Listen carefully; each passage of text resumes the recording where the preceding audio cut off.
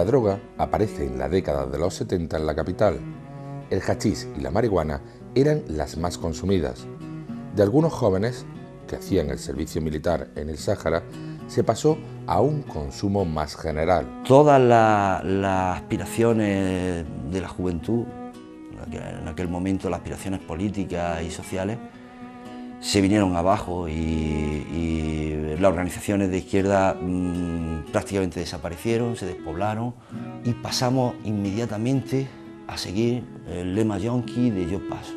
Eso fue una cosa que durante casi un par de años lo decía todo el mundo, era una coletilla, yo paso, yo paso, yo paso. Morfina, heroína y LSD también hacen su aparición entre los jóvenes de la capital.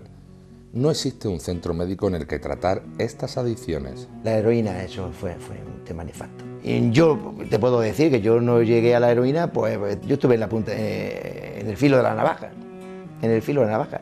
En un momento determinado decir sí, decir no. Decir sí, decir no.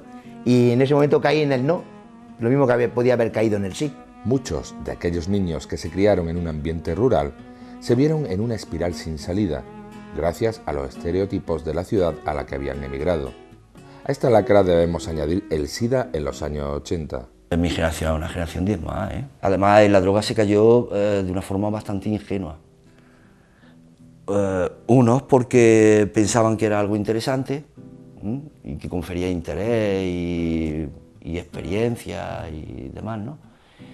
Y otros simplemente por imprudencia, por falta de información, porque pensaban que la heroína, bueno, era prácticamente inocua como podía serlo el hachís o cualquier cosa que se metiera, ¿no? Fue, digamos, el verdugo de nuestra generación. Por otro lado, uno de los males endémicos de nuestra ciudad se hacía visible. No leemos. Pocos lectores y pocos compradores de libros, a pesar de que la época estival es propia para la lectura. La librería Cruz da la lista de los libros más vendidos de 1978. El primero es Y al tercer año resucitó, una sátira de la España de la época que jugaba con la posibilidad de la resurrección del general Franco. Su autor era Fernando Vizcaíno Casas, un escritor y periodista de derechas cuyas novelas significaban una crítica desencantada y humorística de la transición. El puesto segundo y tercero también pertenecían a este novelista. Ni leía ni lee casi nadie, o sea que se lee poquísimo. Cuidado, incluso en la universidad se lee poquísimo. Günter Grass, con El tambor de hojalata, no aparecían hasta el quinto lugar. La conclusión de estos datos es que la intelectualidad de izquierdas en nuestra ciudad era residual. Tampoco los militantes de izquierdas leían. Jaén era una ciudad todavía anclada en la monotonía. En Jaén se lee poco, siempre se ha leído poco, pero de alguna manera retratan bien lo que era la sociedad jienense, ¿no? Una sociedad acomodada y sin querer problemas, y efectivamente la izquierda o no sería mucha o no leía mucho. Las revistas de Zori Santos que venían para San Lucas seguían siendo los espectáculos teatrales de más éxito en nuestra ciudad. Estos dos actores se hicieron un hueco en la sociedad de la época que adoraba sus comicidades.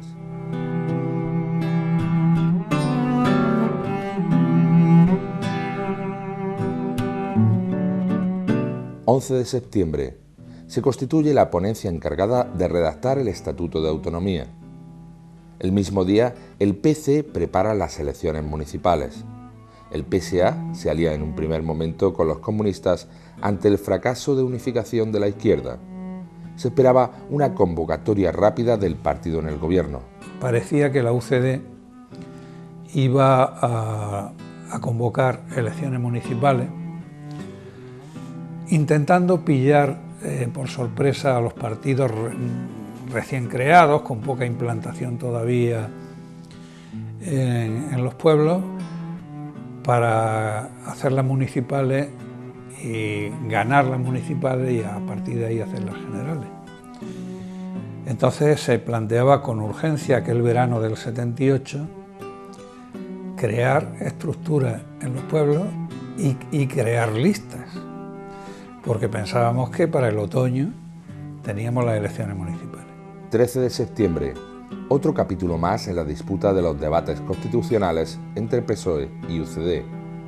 A pesar de los problemas que se planteaban en la redacción de la Constitución, había unos días que se aprobaban hasta 11 artículos. Lo combatimos duramente, Fraga en el Parlamento, muy duramente, y nosotros en la provincia, claramente, vamos, nosotros no teníamos más discurso que ni Partido Socialista ni Partido Comunista, es más, eran nuestros aliados, la izquierda en ese sentido, no porque ellos quisieran, sino indirectamente porque éramos todos contra, ¿no?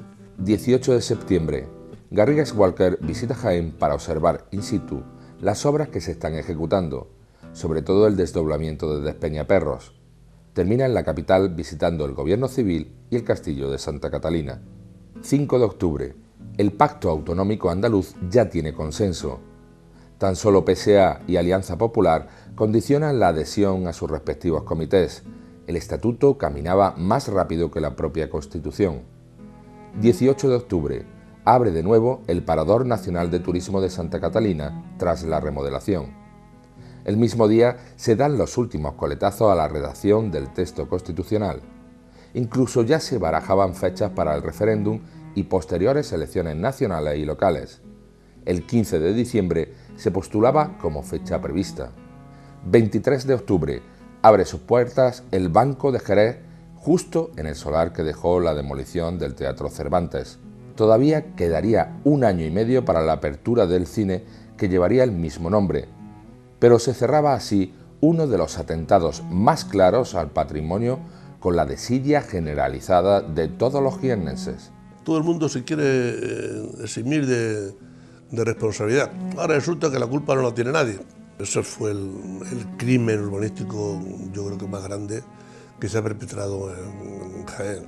Es verdad que gracias a aquel desastre se han podido evitar después algunos peligros que ha habido evidentes de destrucción, pero el patrimonio de Jaén ha sido muy maltratado, y lo del Cervantes bueno, es un pecado mortal que está sobre la conciencia de toda la ciudadanía.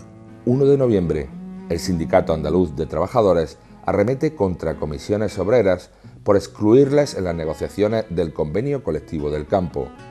Era una época de efervescencia sindical, donde los nuevos sindicatos tenían que negociar con patronales que a veces provenían de la parte más reaccionaria del franquismo. Yo he estado en un convenio de hostelería y hay un tipo que llevaba una pistola, recuerdo perfectamente, o traernos en Jaén, en el convenio de la aceituna, a Fuerza Nacional del Trabajo, a un tal Asiego Verdugo, y ponernos un piquete en la puerta del convenio, donde estábamos, era el antiguo sindicato vertical. 3 de noviembre, se hace pública la fecha del referéndum que debe ratificar la Constitución por todos los españoles. El 6 de diciembre es el día clave que pasó a la historia. El texto ya había sido aprobado 4 días antes por el Congreso, aunque sin el apoyo del Partido Nacionalista Vasco. En el Senado se necesitó la intervención de una comisión mixta. 6 de noviembre, Enrique Gómez Palmero anuncia que la Comisaría de Policía Nacional se trasladará a la antigua jefatura del movimiento en la calle Arquitecto Verges. El edificio se sigue llamando comúnmente la sede de Falange. Actualmente continúa en el mismo sitio. 10 de noviembre, el Consejo de Ministros sitúa la mayoría de edad para votar en 18 años. Los adolescentes también pueden ratificar la Constitución. 11 de noviembre, reunión en Madrid de Tejero, Sainz de Inestrillas y otros militares con la intención de preparar un golpe de Estado en lo que se llamó Operación Galaxia. Las fuerzas reaccionarias en España estaban muy fuertes, ¿no? Hay que tener en cuenta que la Constitución salió en el 78 y 3 años más tarde asaltaron el Parlamento e intentaron asaltar los centros vitales para evitar en España que siguiera hacia adelante la democracia. Era una situación muy tensa, ¿eh?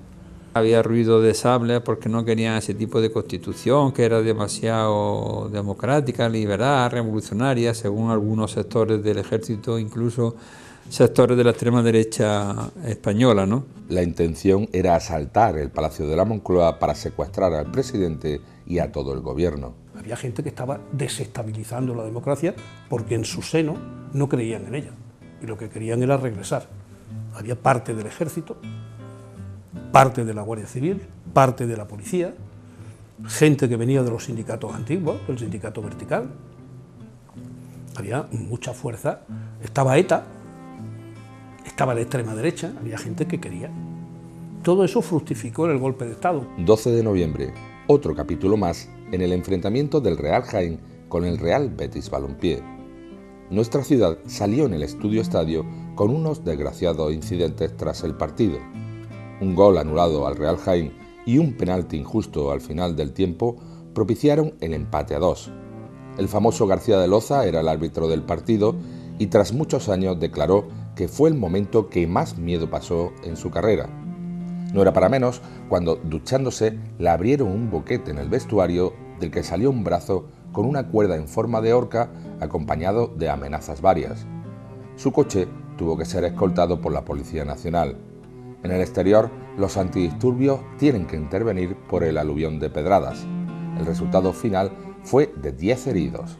Que hubo bastante animosidad contra el árbitro por su actuación en contra de Real Jaén y favoreciendo al Betis. Sí, eso me acuerdo de aquello. 13 de noviembre. Comienzan las adhesiones a la Constitución.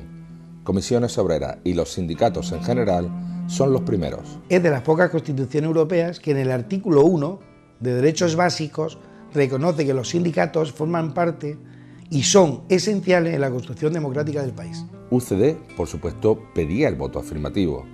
Incluso envió a varios pesos pesados del partido para ofrecer información del texto a Jaén.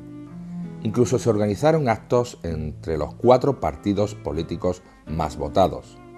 El rey también apoyó con su intención de votar el sí. La Iglesia, a nivel nacional, se posiciona en contra a través de una carta pastoral del primado Monseñor Marcelo González. En Jaén, su obispo Miguel Peinado pide libertad de voto ya que no había materia religiosa alguna para votar sí o no.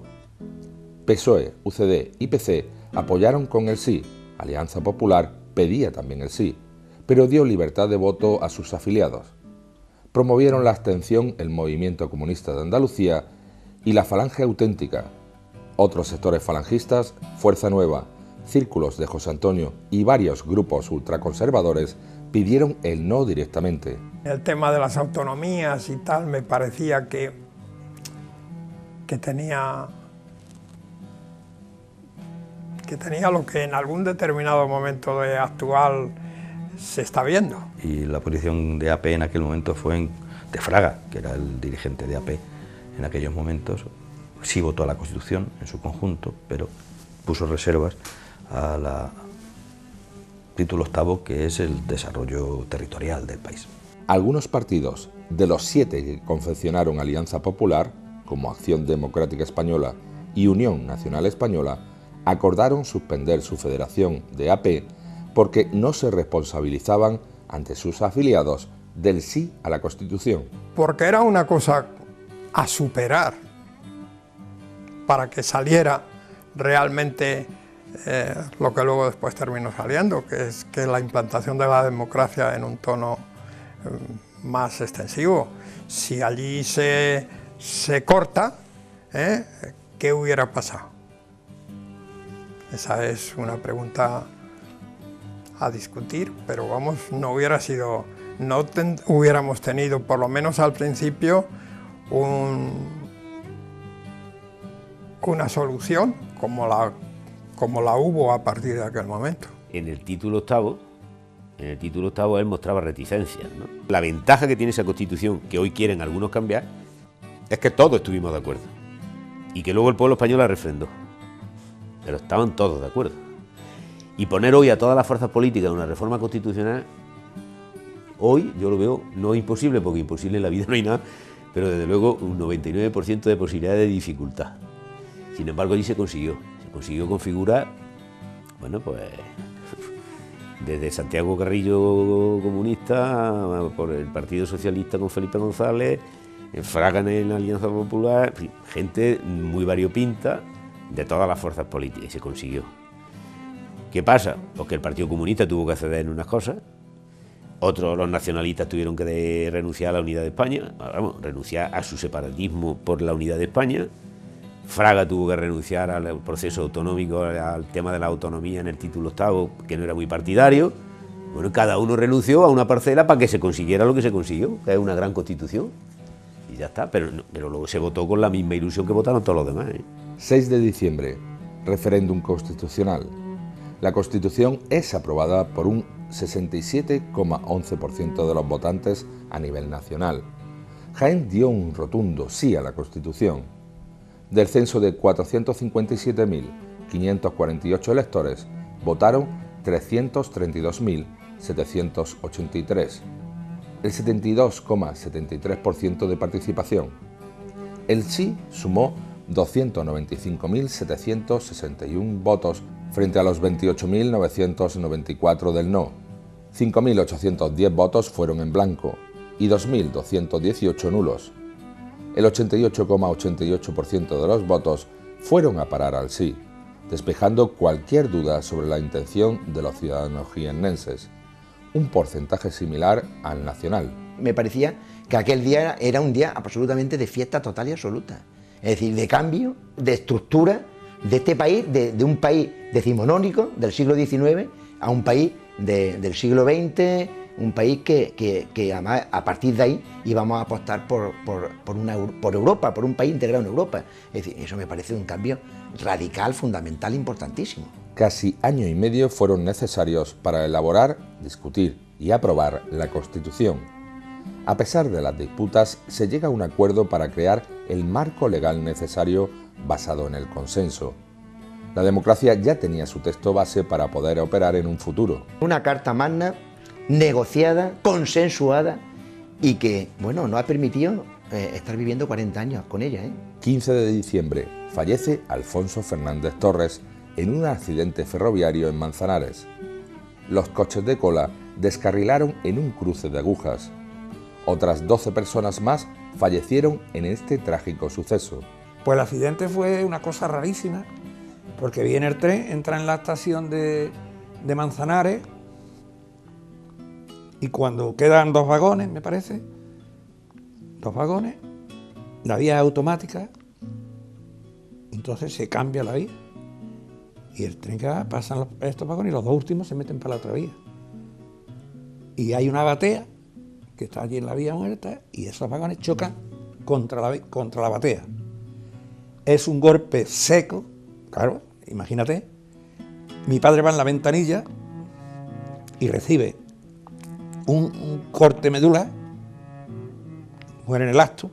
El PSOE en pleno, incluidos Felipe González, Luis Gómez Llorente, Peces Barba y Alfonso Guerra, se trasladaron hasta Torredonjimeno para acudir al entierro religioso que se celebró 2 días después. Dice tu madre, porque le hemos preguntado cómo va a ser el entierro, ¿no? Y entonces tu madre ha dicho que lo que tú decidas, que si es por la iglesia o no. Entonces yo les dije, mira, aquí hay una cosa clarísima. Quien durante 10 años ha subido los escalones de la cárcel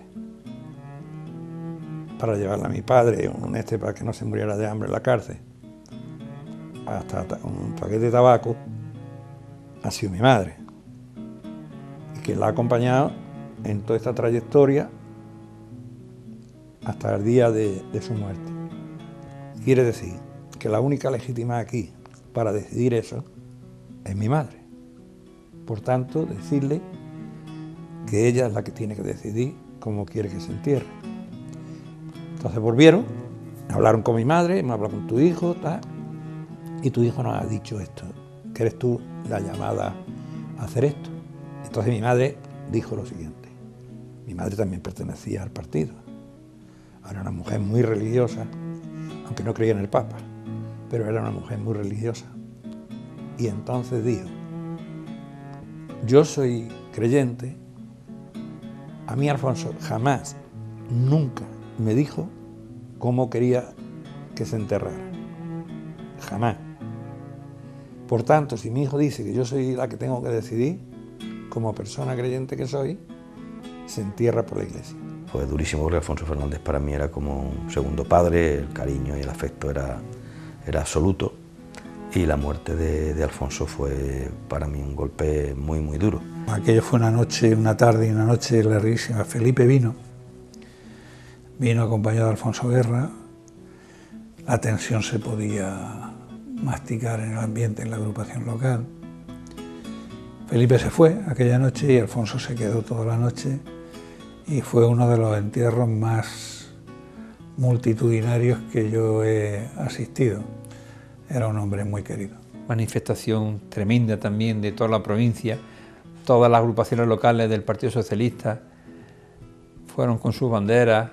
Entonces iban mucho con sus banderas. Agrupación local del PSOE de Villacarrillo, de Mancha Real, de Jaén. Se sumaron personas de todas las tendencias políticas.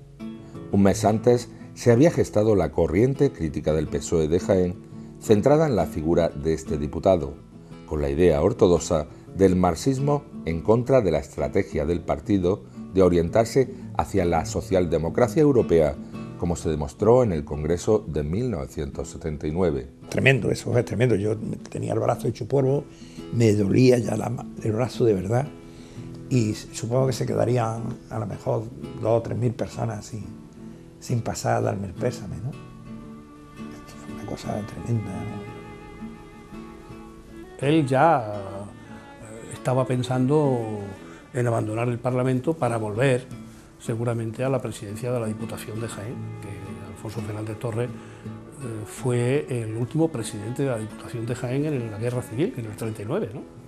Y es volver a la presidencia de la Diputación, que era un poco lo que se estaba barajando entonces en el partido. Además, el Comité Federal ya había excluido a Fernández Malo, hijo de Fernández Torres, de las listas para el Congreso de los Diputados. ¿Me quita el Comité Federal que fuera Felipe? Pues supongo que sí, porque era el mandamás. ¿Fuera Alfonso? Pues supongo que sí, yo pues sé que fue. El hecho es el aparato del partido. La razón es la única que sé, que por lo visto es de Felipe, que al ser preguntado por razones por qué se me quitaba,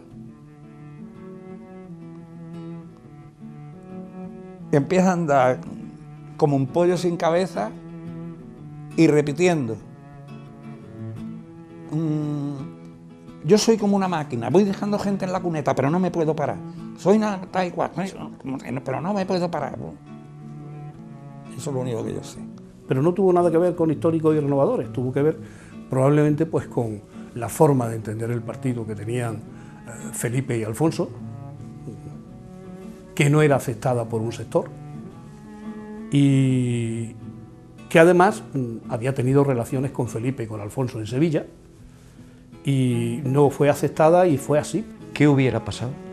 Me hago la pregunta si Alfonso Fernández, que era el referente político de Jaén, claramente en tesis políticas encontradas con la dirección de aquel momento del partido, Alfonso Guerra, Felipe González, y por lo tanto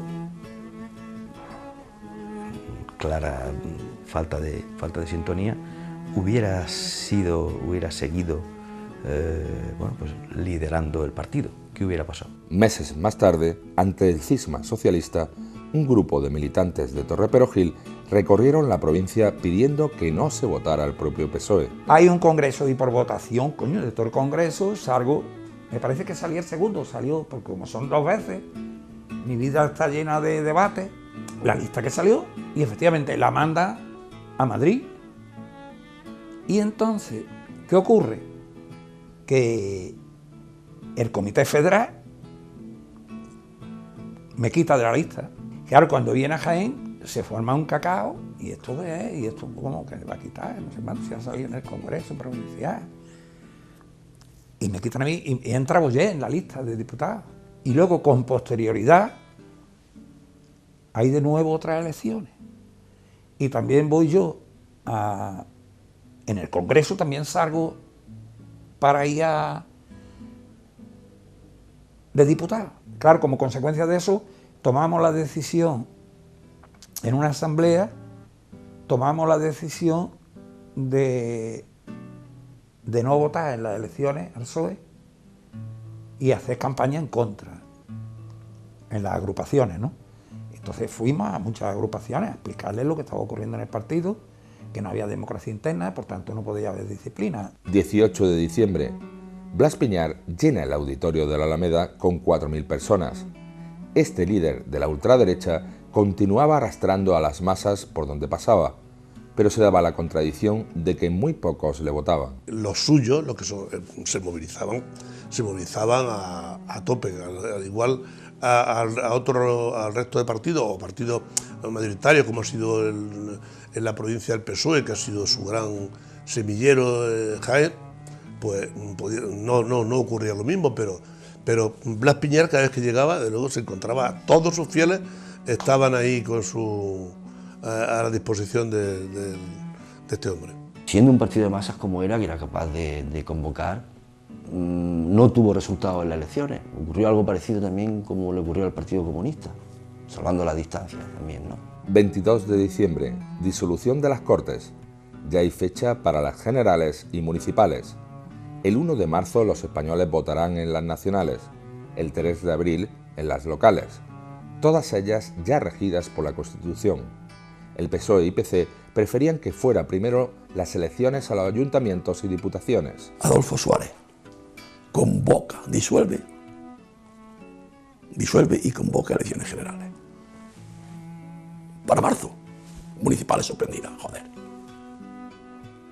Un mes después las municipales. Entonces, en ese momento en el que convoca y se nos acaba de morir Alfonso Fernández, nosotros dijimos, mira, parece ser, teníamos contacto para eso, que Miguel Boyer no lo quiere en su agrupación en Chamartín. Teléfono Madrid. Oye, que Boyer que si quiere, la Ejecutiva Provincial, encantado. 23 de diciembre, Manuel Cortijo Mérida deja la dirección del Colegio Universitario Santo Reino para volver a su cátedra de Química en Granada. Le sucede el catedrático de Matemáticas Mariano Gasca González. 27 de diciembre, el rey Juan Carlos sanciona la Constitución. Ya están derogadas todas las leyes del franquismo y en funcionamiento el texto base para que la democracia caminara durante las siguientes décadas. Finalmente hubo un pacto, hubo una cesión por parte de todos los partidos del ámbito de derecha, izquierda, centro, que estaban formando la Constitución, y afortunadamente tuvimos la Constitución. En 5 años todo cambió. Incluso los españoles podían tener un matrimonio civil a partir del 30 de diciembre del 78. De una sociedad única se pasaba a otra plural. No fue nada fácil, pero visto hoy, se trata de un paso casi sin violencia que se puede calificar de ingeniería política. Todavía quedaban algunos flecos, como el cambio de alcaldía, pero Jaén se vestía de color. Pasaron muchas cosas aquel lustro, pero se puede resumir en una sola. Se había conseguido la libertad.